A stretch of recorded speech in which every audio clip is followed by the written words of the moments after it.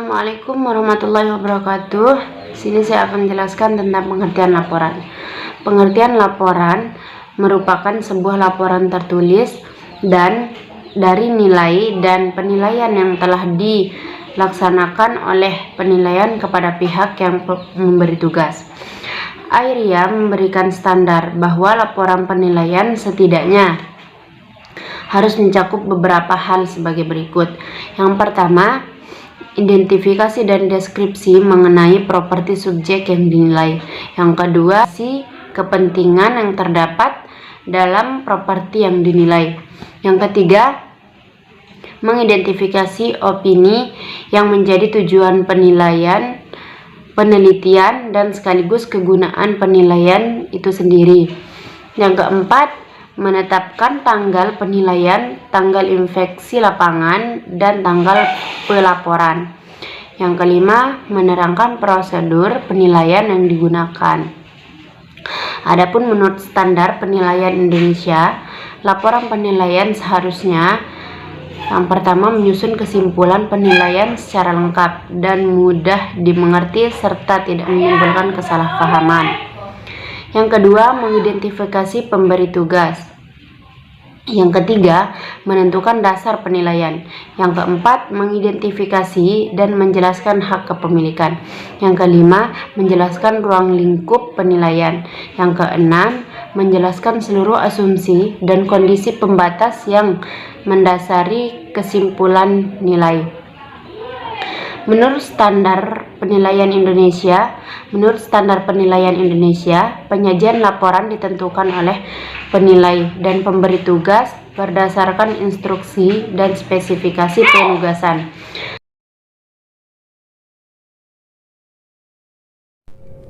Baik, di sini saya akan melanjutkan materi kedua, yaitu tujuan dan manfaat laporan hasil belajar.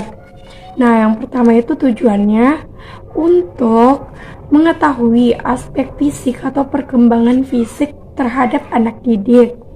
Nah, selanjutnya itu yang kedua yaitu untuk diagnosa adanya hambatan pada perkembangan anak. Misalnya anak terlambat dalam mengenal angka atau mengenal huruf, warna gitu. Nah, yang ketiga itu ada membantu guru untuk menetapkan tujuan dan merencanakan program pembelajaran. Jadi guru tuh bisa tahu gitu nanti akan menyusun laporan pembelajaran yang bagaimana gitu dari hasil laporan belajar yang dikumpulkan itu. Selanjutnya untuk memberikan tempat dan program yang tepat. Jadi pada saat udah tahu gitu hasil dari laporan belajar peserta didik itu, guru tahu gitu untuk menentukan tempat atau program begitu. Selanjutnya untuk membuat perencanaan program. Nah, pasti guru membutuhkan laporan hasil belajar dari muridnya. Nah, selanjutnya itu untuk mengidentifikasi masalah perkembangan pada anak didik. Nah, adapun yang kedua itu fungsinya. Apa sih fungsi dari laporan hasil belajar? Yang pertama itu pasti untuk memberikan umpan balik atau feedback kepada pendidik atau guru. Nah, yang kedua itu untuk memberikan informasi kepada orang tua murid bagaimana sih perkembangan dan pertumbuhan anak di sekolah gitu. Selanjutnya itu untuk memberikan informasi kepada guru untuk melakukan panduan keluarga gitu, pendidikan keluarga. Nanti guru tuh kasih tahu orang tua gitu untuk melakukan pendidikan keluarga tetapi sesuai standar yang ada di PAUD. Nah, selanjutnya yang keempat yaitu sebagai bahan pertimbangan untuk membuat laporan baru gitu agar anak juga berkembang secara optimal. Selanjutnya memberikan masukan kepada berbagai pihak seperti guru, pendidik atau anak gitu. terhadap perkembangan anak didik tersebut. Nah, yang terakhir itu untuk sumber data atau masukan untuk kegiatan pembelajaran jenjang berikutnya atau jenjang yang mendatang gitu. Jadi guru tuh udah tahu gitu dari hasil laporan belajarnya yang sekarang itu bagaimana gitu. Saya akan menjelaskan materi selanjutnya tentang langkah-langkah penyusunan laporan.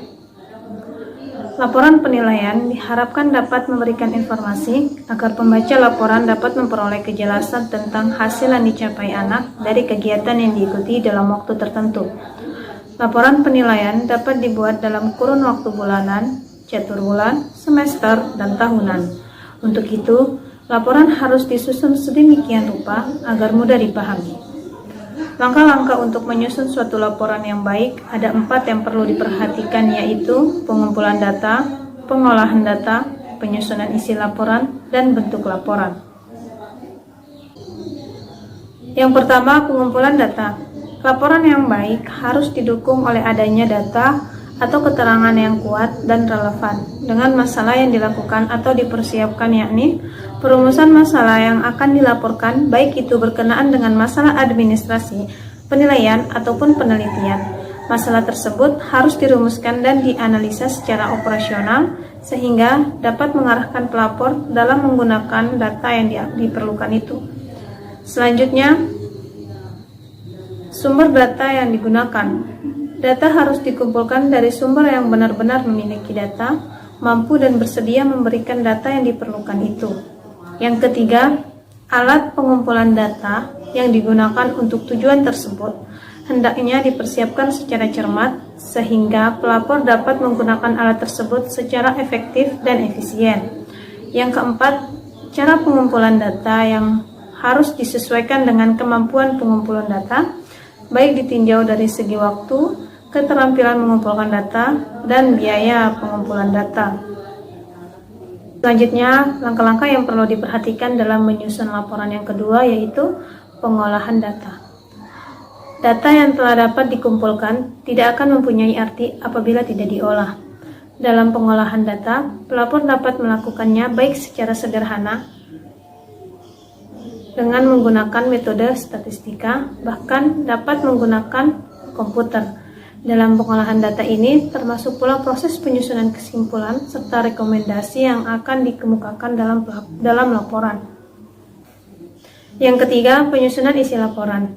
Dalam penyusunan laporan perlu diperhatikan arah kepada siapa laporan itu akan disampaikan.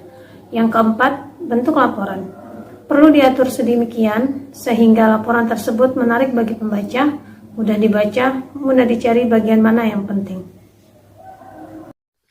Bismillahirrahmanirrahim. Assalamualaikum warahmatullahi wabarakatuh. Di sini saya akan menjelaskan poin keempat, yaitu tentang isi dan bentuk dari laporan penilaian. Nah, ada beberapa bentuk evaluasi atau penilaian dalam pembelajaran, yaitu yang pertama itu berdasarkan jangka waktunya. Yang dibedakan menjadi dua, yaitu evaluasi jangka pendek dan evaluasi jangka panjang. Evaluasi jangka pendek yaitu melakukan evaluasi terhadap suatu aspek secara kebetulan gitu dan bersifat mendesak. Misalnya nih, dalam kegiatan belajar anak itu berupa misalnya anak yang sulit mengerjakan tugas atau tidak bisa menyelesaikan tugasnya, kemudian anak yang suka mengompol, dan juga anak yang sering menangis misalnya ketika berpisah atau ditinggal oleh orang tuanya.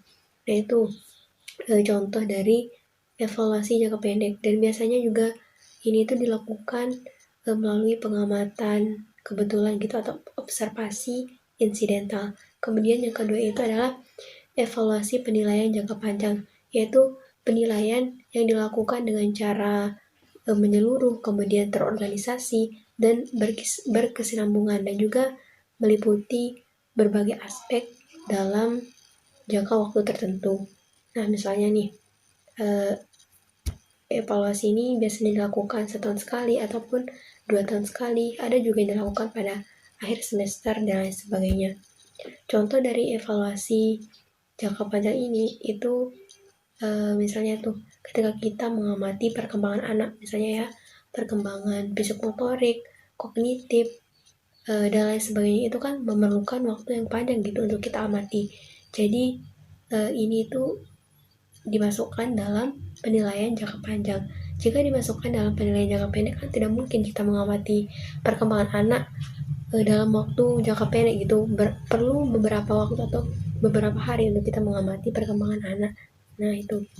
Kemudian bagian kedua adalah evaluasi reflektif, evaluasi formatif, dan evaluasi sumatif. Nah, dalam perencanaan, kemudian pengelolaan program pembelajaran di TK kan memerlukan keterpaduan antara ketiga bentuk evaluasi tersebut, yaitu evaluasi reflektif, kemudian evaluasi formatif, dan juga evaluasi sumatif. Nah, evaluasi reflektif ini itu berperan atau memiliki keterpaduan antara ketiganya ketika kita menyusun SKH, yaitu satuan kegiatan harian atau biasanya kita sering menyebutnya itu dengan rencana kegiatan harian atau RKH ya. Misalnya nih dalam evaluasi reflektif itu fungsinya itu untuk memeriksa komponen-komponen SKH atau RKH, model pembelajaran berkelompok atau model pembelajaran berdasarkan minat itu sesuai dengan ketentuannya gitu. Kemudian setelah evaluasi reflektif, kemudian evaluasi formatif, yaitu evaluasi formatif ini adalah evaluasi itu guru itu memeriksa gitu apakah yang dilakukan pada saat evaluasi reflektif itu sesuai atau tidak dengan programnya. Nah kemudian sedangkan evaluasi sumatif ini adalah itu berdasarkan waktu gitu, misalnya kita amati itu pada akhir semester ataupun awal semester dan lain sebagainya. Nah kemudian laporan penilaian itu berisi komponen-komponen perkembangan belajar dan nilai anak yang berupa atau ditulis dengan huruf. Nah kemudian beberapa bentuk dari laporan penilaian itu juga, yang pertama itu bentuk kartu dan juga ada bentuk buku. Yang pertama itu kan bentuk kartu. Dalam laporan bentuk kartu ini berisi komponen perkembangan itu nanti yang akan dilaporkan kepada orang tua anak dalam bentuk huruf gitu. Nah bentuknya seperti ini nih. Kalau bentuk kartu itu bentuknya itu ada halaman luar dan ada halaman dalam, dan juga ada halaman depan dan ada halaman belakang. Nah dalam halaman depannya itu terdapat judul, kemudian foto identitas, beserta alamat sekolah. Sedangkan dalam halaman dalam dan belakang itu ada kemampuan hasil belajar, kemudian nilai, catatan keterangan atau uraian tentang diri anak, dan juga terdapat kolom tanda tangan dari orang tua, guru, dan kepala sekolah. Kemudian dalam bentuk buku itu ada cover dan juga isinya. Dalam covernya itu ada judul buku, kemudian nama sekolah, foto anak, nama dan nomor induk anak.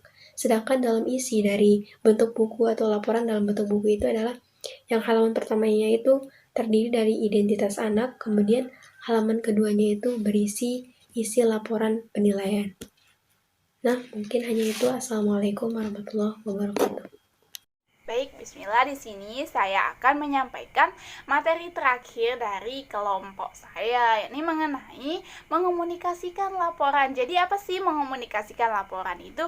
Mengomunikasikan laporan artinya membicarakan tentang perkembangan atau pertumbuhan anak kepada orang tua. Hal ini dimaksudkan agar orang tua juga mengetahui sejauh mana perkembangan anak mereka selama mengikuti atau selama melakukan kegiatan pembelajaran. Jadi orang tua tidak hanya menyerahkan anaknya ke pihak sekolah terus mereka tidak mengetahui perkembangan anaknya. Maka pelaporan ini bertujuan agar orang tua juga mengetahui sejauh mana sih perkembangan anak saya. Nah, yang selanjutnya nih, apa sih, bagaimana sih etika dalam pelaporan? Jadi etika dalam melakukan pelaporan itu dilakukan secara langsung dan tatap muka. Nah, tujuan dari melakukan pelaporan secara langsung dan tatap muka ini adalah tiada lain tiada bukan agar tidak terjadi miskomunikasi, di mana saat guru menyampaikan tentang perkembangan atau tentang suatu hal yang berkaitan tentang si anak, maka orang tua bisa memahaminya dengan tepat, dengan jelas, karena terjadinya komunikasi atau timbal balik ketika mereka melakukan komunikasi langsung dan ketika melakukan tatap muka yang tadi. Ya, selanjutnya nih, selain etika, kita juga akan membahas tentang bagaimana sih jenis pelaporan itu. Jadi, jenis pelaporan di sini itu ada dua. Yang pertama yakni jenis pelaporan berkala. Nah, jenis pelaporan berkala ini adalah jenis laporan yang sesuai dengan kalender akademik. Jadi sudah terjadwal nih, misal mau pelaporan bulan Januari, Februari, dan seterusnya. Jadi sudah diatur oleh akademik tempat anak menempuh pendidikan tersebut. Yang kedua yakni ada yang namanya pelaporan secara insidental, di mana pelaporan ini merupakan pelaporan yang disampaikan jika ada suatu hal yang terkait dengan anak yang sangat penting untuk dilaporkan, misal mengenai perkembangan yang kurang tepat atau yang kurang sesuai, maka itu perlu dilakukan, bisa dilakukan secara langsung atau secara lisan melalui buku penghubung yang dimiliki oleh anak tersebut. Nah, yang selanjutnya nih ada waktu pelaporan. Nah, waktu pelaporan ini dibagi menjadi 3 ya. Yang pertama ada pelaporan harian atau setiap hari, di mana pelaporan ini bisa dilakukan melalui buku penghubung yang dimiliki. Yang kedua dilakukan 3 bulan sekali, dimana ini dilakukan ketika evaluasi tengah semester. Nah, pelaporan yang terakhir yakni ketika akhir semester, yakni dilakukan 6 bulan sekali, dimana tujuannya ini adalah untuk mengetahui sejauh mana sih perkembangan anakku, sejauh mana sih perkembangan mereka selama mengikuti pelajaran. Jadi yang dilakukan 6 bulan sekali ini kayak biasa disebut pembagian ranking dan seterusnya gitu. Nah, yang selanjutnya nih, bagaimana sih bentuk pelaporan itu? Jadi bentuk pelaporan semester itu bentuknya itu dalam bentuk narasi ya. Pelaporan tersebut merupakan hasil rangkuman perkembangan anak usia dini dari hasil pembelajaran selama 1 semester. Dalam penyusunan pelaporan penilaian yang disebutkan dalam bentuk deskripsi atau ditulis ini menggunakan kalimat yang efektif, mudah dipahami, tidak rumit, dan objektif, sehingga pelaporan tidak menimbulkan persepsi yang salah atau persepsi yang berbeda dengan perkembangan anak. Jadi orang tua mudah memahami tentang kalimat yang disampaikan, terus orang tua juga paham gitu tentang bagaimana sih ternyata perkembangan anak saya selama 1 semester ini. Nah, mungkin itu saja untuk materi dari saya, dan terima kasih atas perhatiannya. Terima kasih sekali lagi. Assalamualaikum warahmatullahi wabarakatuh.